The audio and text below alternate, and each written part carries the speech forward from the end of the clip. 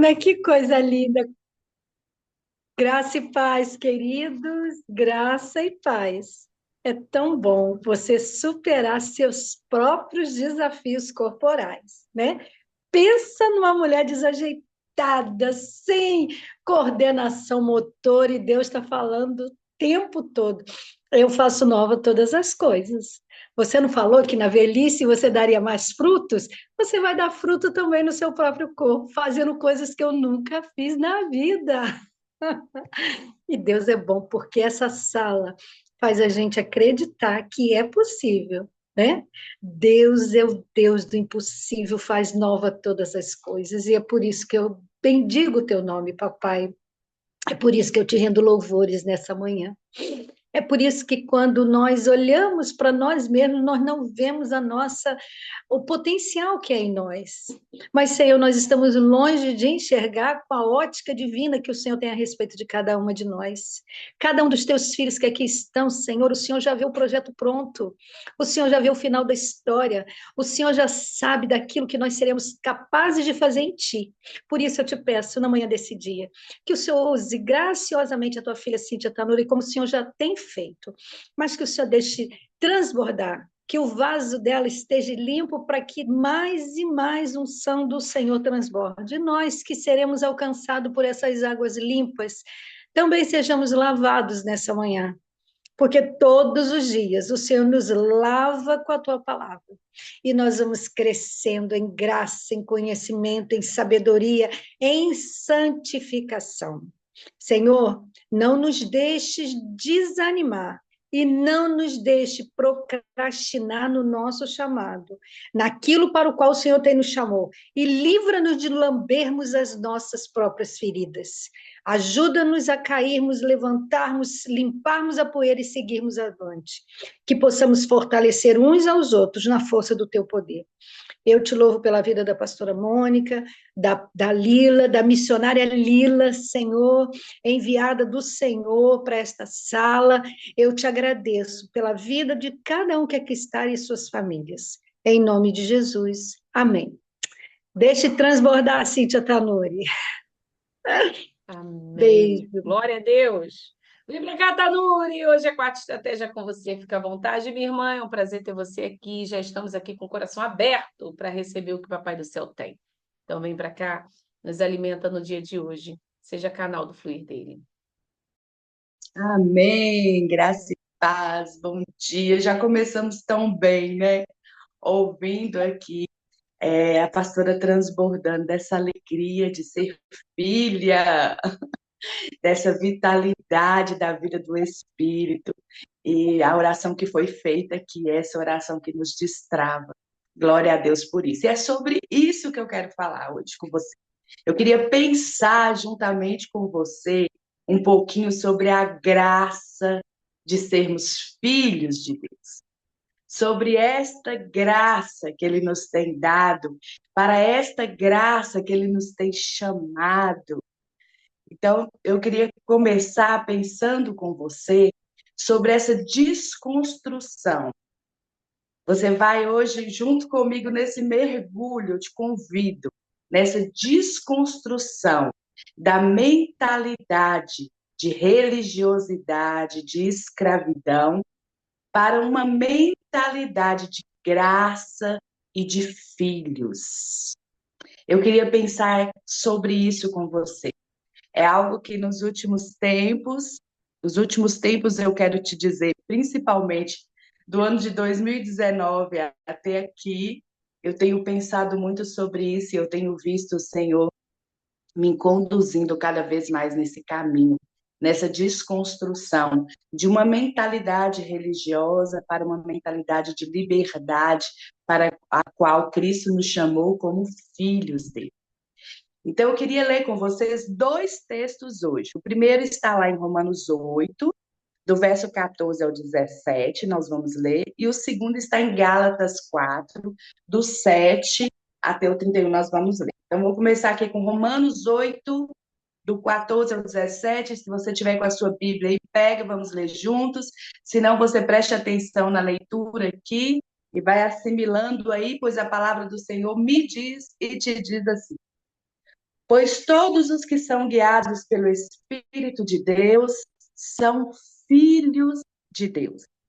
Porque não recebemos o espírito de escravidão, para vivermos outra vez atemorizados, mas recebemos o espírito de adoção, baseado no qual clamamos Abba.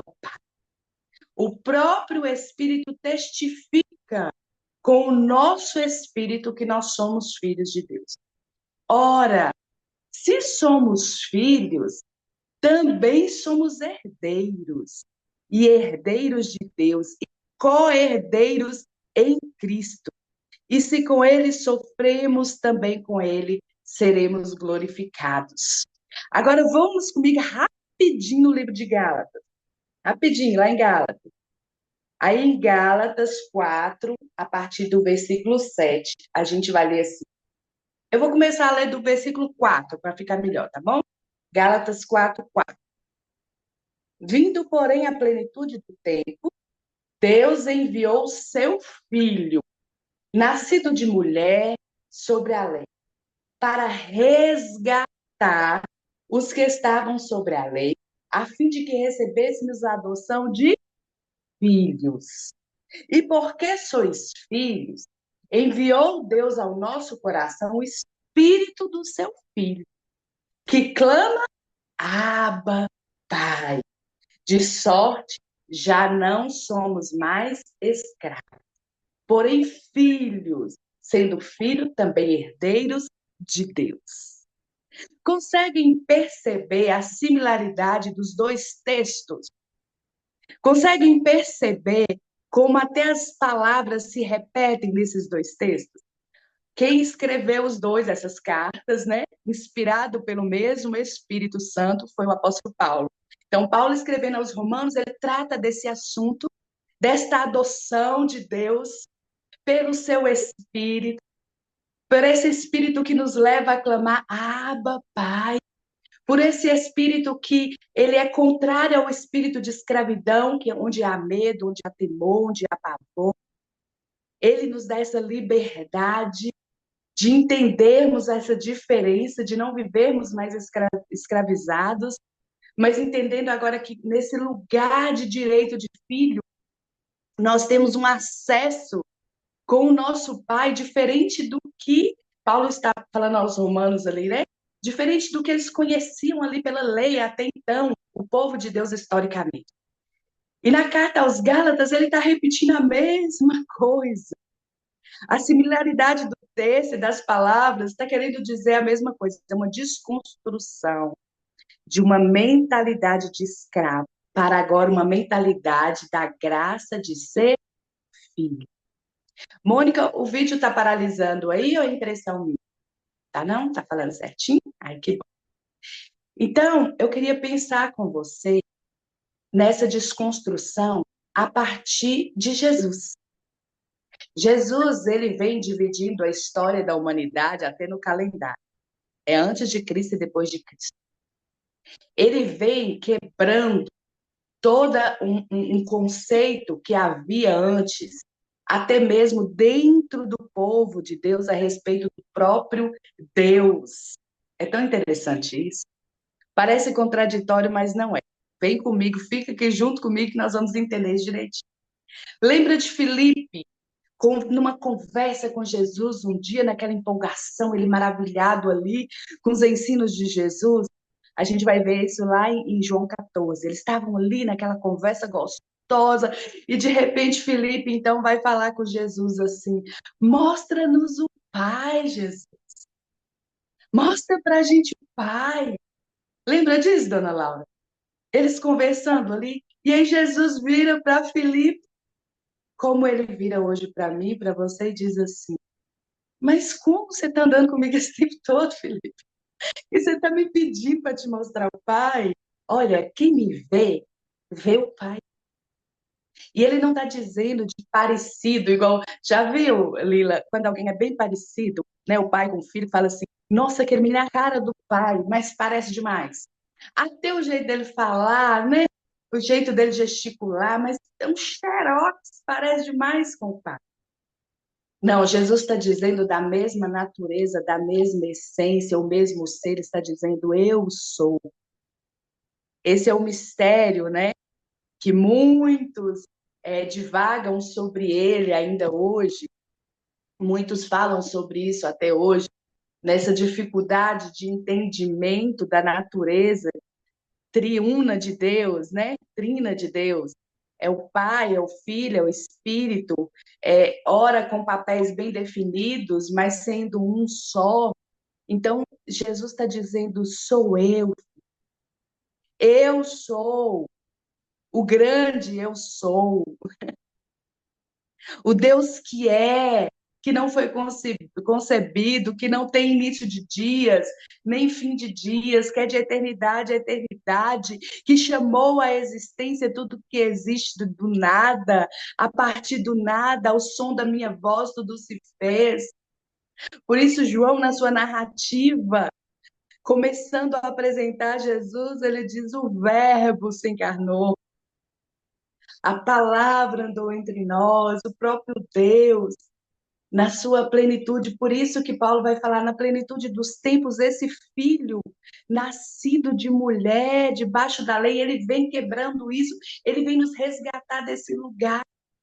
Porque eles conheciam ali um Deus, no Velho Testamento a gente vai ver Deus se revelando ao homem progressivamente. E aí, então chega Jesus e apresenta o Pai desta forma, tão íntima, tão pessoal, comendo com eles, andando com eles, dormindo, conversando acerca de tantas coisas, rindo.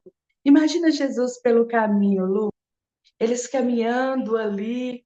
Lembra daquela passagem quando os fariseus, né, eles criticam Jesus porque seus discípulos estavam caminhando perto de um milharal, tinha um milharal ali do lado, e era sábado, e eles estavam caminhando, né, pastora, conversando, e sentem fome, e pegam aqueles milhos para comer, e aí vem a religiosidade, vem a mentalidade de escravos, vem os fariseus, os doutores da lei, dizendo: opa, pegamos você no erro, olha aí, sábado, colheram milho, comeram milho, nem lavaram as mãos. Olha como é a mentalidade de escravo. E aí Jesus vem quebrando tudo aquilo, ele vem dizendo: eis aqui quem é maior que o sábado. Eu é que sou senhor do sábado. O sábado me serve e não eu sirvo a ele. Olha, não é o que entra pela boca que contamina o homem, é o que sai da boca, porque a boca fala do que o coração está cheio. Então Jesus ele vai quebrando toda essa mentalidade de escravidão. Então, Jesus se assenta à mesa ali com os publicanos e os fariseus, vocês se lembram dessa passagem em Marcos 2? E ele é criticado. Ah, se você fosse filho de Deus mesmo, se você fosse um homem santo, um homem puro, um homem reto, você não sentaria com pecadores e publicanos. E Jesus, ele quebra isso, né? E ele disse: olha, eu não vim para os sãos, eu vim para os doentes. Eu não vim para os que se acham perfeitos, eu vim para os pecadores. Porque Jesus sentado naquela mesa não mudava quem ele era, mas mudava aqueles que estavam com ele à mesa. Ele não deixava de ser santo, de ser puro, de ser reto, de ser livre, por estar à mesa com publicanos, com pecadores, mas aqueles publicanos e pecadores tinham a oportunidade de deixar de serem escravos, nessa mentalidade, servindo ao pecado, para passar a ser filhos, vivendo na liberdade para a qual o Senhor veio os resgatar, livres do domínio do pecado e viver uma nova vida em Jesus. Lembram-se de Jesus ali se convidando. Jesus era tão livre, tão livre, tão livre, que ele se convida para ir na casa de alguém jantar. Enquanto as pessoas ficam chateadas, pensando: ai, fulano não me liga, não me manda um WhatsApp, não conversa comigo, não me dá a paz do Senhor, não me chama para ir na casa dele. Bem que eu queria ir naquele filme que a Mônica e a igreja foi lá no cinema ver, mas a Mônica nem me mandou um convite. Jesus não tinha isso, hein, Mônica? Jesus passando ali, lá em Lucas 19, a gente vai ver essa história relatada. Jesus olha e fala assim: Ei, Zaqueu, desce daí. Estou querendo ir na sua casa hoje, Zaqueu. Quero sentar na mesa com você, eu quero jantar com você. E Jesus entra naquela casa, onde era um escândalo para os judeus. E Jesus entra ali, e aquela ambiência, o próprio Zaqueu, a história de Zaqueu, o que ele fez, o que ele deixou de fazer, não muda Jesus, mas Jesus entrando naquela casa, quando a presença dele é estabelecida naquele lugar, o próprio Zaqueu começa a confessar seus pecados e já dizer o que ele ia fazer a partir daí. E aí Jesus disse: hoje entrou salvação na sua casa, eu estou aqui. E você está em mim, porque é uma diferença. Lembra de Jesus também sentado à mesa ali na casa de Simão? Eles convidaram Jesus porque Jesus estava dando ibope. Era um doutor da lei, era alguém influente dentro da cultura religiosa do judaísmo nos dias de Jesus, aqueles que defendiam: somos o povo de Deus, os donos da Torá, conhecemos toda a lei, sabemos de trás para frente, de frente para trás, estamos aqui te testando, você vai tropeçar em alguma palavra, hein, Jesus? Você está quebrando os princípios que Moisés... É Moisés? Quem você acha que você é? Moisés entregou isso para a gente. Jesus estava dizendo: eu sou o Pai, quem me vê, vê o Pai. Tudo isso é sombra. A lei se cumpre em mim. Se foi dito a vocês olho por olho, dente por dente, eu estou dizendo não. Agora orem pelos que perseguem vocês. Amem os seus inimigos. Agora é diferente. Presta atenção, eu estabeleço um novo tempo. Ele é muito mais amplo, ele é o tempo do reino. O reino chegou, está entre vós.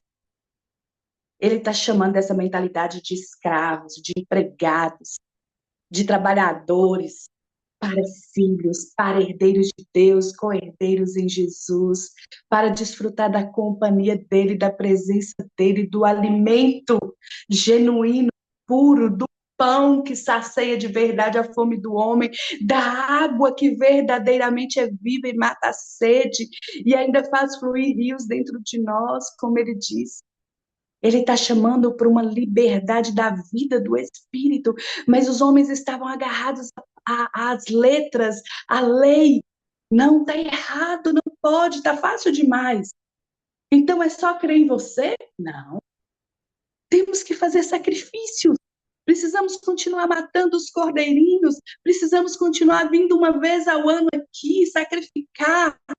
E Jesus diz: não, eu vou morrer uma vez só para acabar com esse negócio. Agora vai ser a mesa, é pão e vinho, é festa, é celebrar até que eu volte. Mas era difícil desconstruir aquela mentalidade, tanto tempo, tão bem arrumadinha ali, toda aquela retórica dos doutores da lei, dos fariseus. E eu estava falando que Jesus estava na casa de Simão. Mas Simão não percebeu a graça sentado à sua mesa.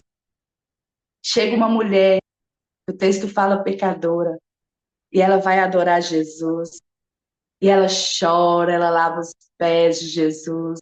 Lembra, linda Laura? Ela lavando os pés, secando com seus cabelos, e eles pensando: ah, se ele fosse mesmo profeta. Se ele fosse quem ele fala que ele saberia que essa mulher é uma pecadora e não ia deixar tocar. E Jesus, sabendo o que pensava, Jesus então vai quebrando aquela mentalidade de escravos. E Jesus vai contar ali para eles uma história sobre quem ama muito, quem ama pouco, quem é muito perdoado, quem é pouco perdoado. E Jesus vai quebrando essa mentalidade de escravos e trazendo essa nova mentalidade da graça de ser filho. E Jesus vai exaltar a adoração daquela mulher, porque Jesus vai dizer: eu quero relacionamento, eu quero sinceridade, eu quero entrega, eu não quero ritos. Eu cheguei na sua casa, você não me beijou, você não me lavou os pés, você não me honrou. Jesus entrou na casa de Simão e não foi honrado. E quantas vezes, nas ditas casas de Deus, as igrejas, os templos, todo mundo é honrado. O que tem mais dinheiro, dízimo maior, o que tem melhor performance, que canta bem, que fala bem, tem uma ótima oratória, menos o Filho de Deus. Porque essa é a mentalidade da religiosidade. Lembra Jesus em outra mesa na casa de Marta e Maria? E Marta trabalhando, Maria sentada, ouvindo, a gente já discorreu tanto sobre esse texto, mas é Jesus quebrando de novo amorosamente, dizendo: Marta, tá bom, Marta, chega. Muita ansiedade, muita preocupação, muitos afazeres, mas uma coisa só te é necessária. Jesus quer intimidade, quer relacionamento, quer comunhão, quer presença. É por isso que ele mesmo, dizendo a respeito do grande dia, ele disse: naquele dia ainda vão haver aquelas pessoas que vão chegar diante de mim e vão dizer: mas Senhor, em teu nome eu fiz isso, eu fiz aquilo outro, expulsei demônios. E vocês percebem que são só uma lista excelente de coisas a se fazer, né? Curamos doentes em teu nome, expulsamos demônios em teu nome, né? Evangelizamos, pregamos. O Senhor vai dizer: não conheço vocês. É diferente de fazer e ser. Ser. Jesus nos disse, né, certa vez, falando aos seus discípulos e falando a nós: eu já não chamo mais vocês de servos, eu chamo amigos. Porque o servo não fica para sempre na casa do pai. Porque o pai, ele não vai contar os segredos para o servo, vai confidenciar aos amigos. Eu tenho contado tudo para vocês que eu ouvi do pai, que eu recebi do pai. Jesus está falando de um nível de relacionamento, de intimidade, de amizade, de paternidade, mas os doutores da lei, os escribas, eles continuavam agarrados àquilo. Está errado, alguma coisa está errada, não pode ser assim. Nós temos que trabalhar, fazer para ver se merecemos alguma coisa. Essa era a mentalidade.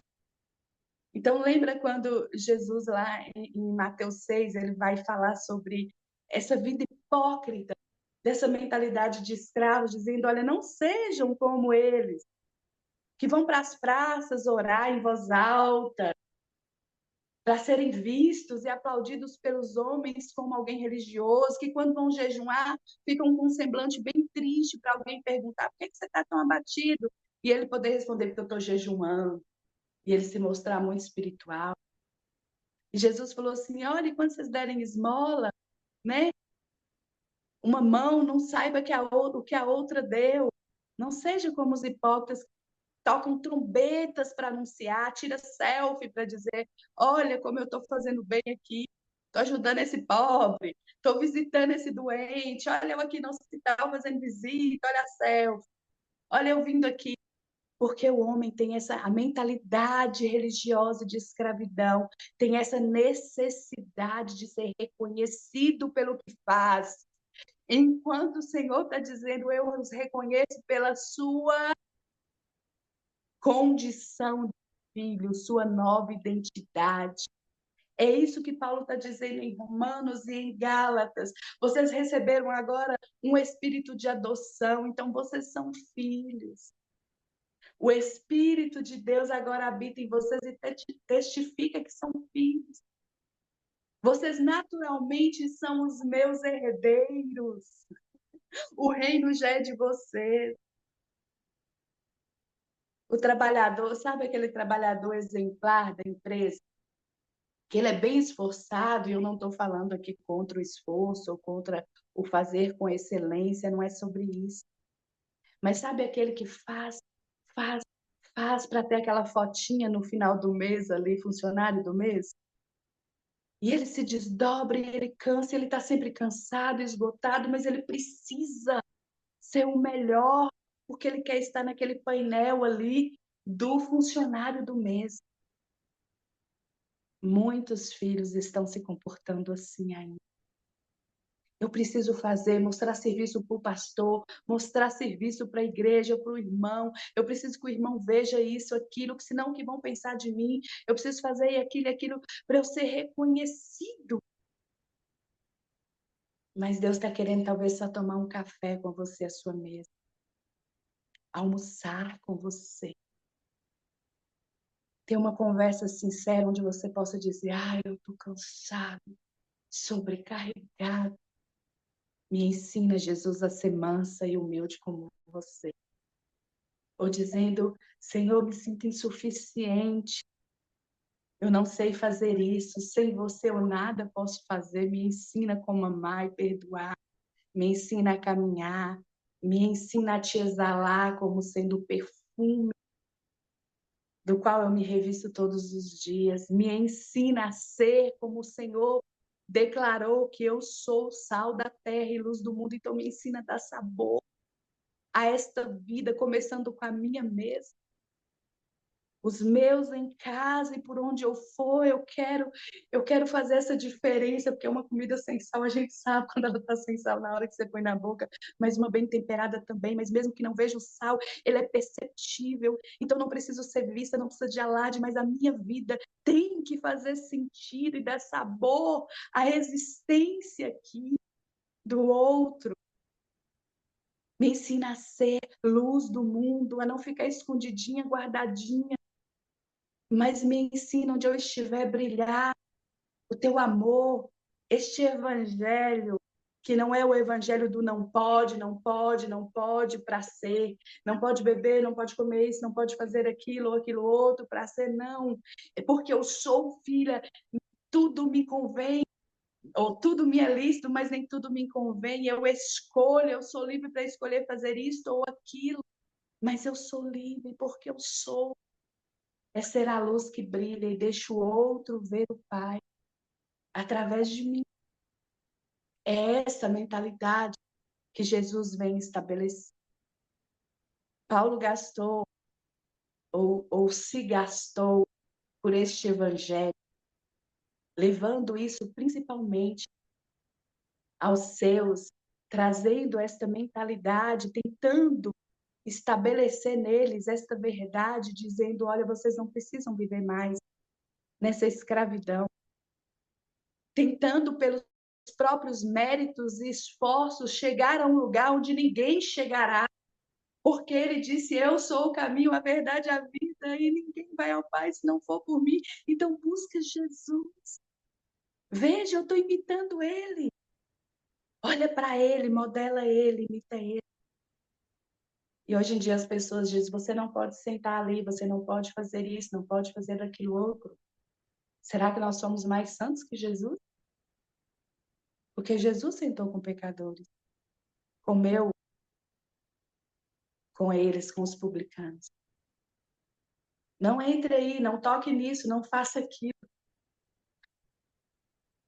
Ninguém podia tocar numa mulher quando ela estava nos dias do ciclo menstrual dela, se tornava impura. Lembra daquela mulher sangrando há anos? E ela se arrasta e fala: se eu tocar pelo menos na orla da veste dele, só na franjinha, na beiradinha ali, eu vou ser limpa. Porque a mentalidade do judeu é: eu sou impura, se ele tocar em mim, ele vai ficar impuro. Jesus não. Ele diz: se você tocar em mim, você vai ser purificado. Ele não muda. E é assim, nós podemos entrar e sair dos lugares. Nós estamos neste mundo para ser sal e luz. Nós é que ditamos a cultura do reino.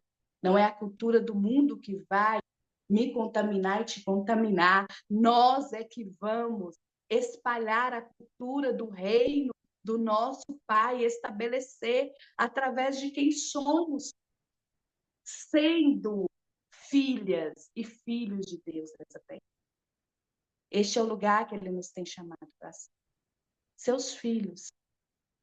E para entendermos quem nós somos nele, nós precisamos conhecer o nosso Pai, os seus princípios, os seus ensinos, e então apenas nos movermos nele. Isso vai trazer descanso. Não vai ter mais desperdício de energia, fazendo 1000 malabarismos, um monte de... Imagina hoje as igrejas sobrecarregadas com N programações para prender a atenção das pessoas. E quando eles souberem que é simplesmente estar na presença de Jesus, na companhia dele, ser filho livre, tanto cansaço, tanto dinheiro, tanto investimento desnecessário, vai ser revestido em verdadeiramente o que importa. Ser filho e gerar esse entendimento, essa mentalidade em outros que ainda não sabem que são. É ir e estabelecer o reino de Deus aqui. Nós já temos tudo, já somos seus herdeiros e co-herdeiros em Jesus. Não nos falta nada. Para encerrar, eu quero lembrar da parábola do filho pródigo. Os 2 filhos com mentalidade escrava. Um querendo sua herança para gastar e o outro chateado quando o filho volta porque tinha tudo e não desfrutava de nada, porque se sentia um escravo. Eu faço tanto, pai, eu trabalho, eu faço tudo por você e não tem nada, pai. Não posso matar um cordeiro. Que hoje eu e você possamos dar mais um passo de liberdade, quebrando essa mentalidade de religiosidade, de escravos, e dizer: eu sou filho, eu me assento à mesa, eu como, eu me banqueteio com meu pai, tudo é meu, sou herdeira, co-herdeira, estou aqui para estabelecer o reino do meu pai, não trabalho por salário, sou herdeira do reino, herdeiro do reino. Estou aqui para proclamar esse reino e libertar outros cativos dessa mentalidade. Amém? Que isso seja estabelecido em mim e você a cada dia, mais e mais, para a glória de Deus. Obrigada por me ouvirem nesta manhã. Meu Deus. Obrigada, Tanuri, obrigada. Papai do céu continue te abençoando. Senhor, nos livre disso. Minha pastora, a hora aqui para nos abençoar mais uma vez. Obrigada, Cíntia, obrigada. Pai, muito obrigada. Obrigada, Pai, porque o Senhor reforça nossa identidade de filhos nessa manhã, de filhas amadas, e de que, Senhor, o preço foi pago, não há nada que precisamos fazer. Obrigada pela vida da tua filha. Obrigada porque o Senhor tem despertado nessa sala o desejo de aquietar a nossa alma, sentar à mesa, buscar ao Senhor em primeiro lugar, para que todas as demais coisas nos sejam acrescentadas. Senhor, acrescenta a vida da tua filha na sua casa, na sua família, na sua parentela, supre ela naquilo que ela precisa na manhã desse dia. Nós te louvamos e entregamos o dia de hoje aos teus cuidados, porque só o Senhor sabe daquilo que realmente necessitamos. Obrigada, papai. Muito obrigada, meu Abba. Muito obrigada, em nome de Jesus. Amém. Amém. Beijo no seu coração, família. A gente se vê amanhã na quinta de oração. Não desanima, não. Obrigada, Cíntia. Obrigada, pastora. Obrigada, Lila.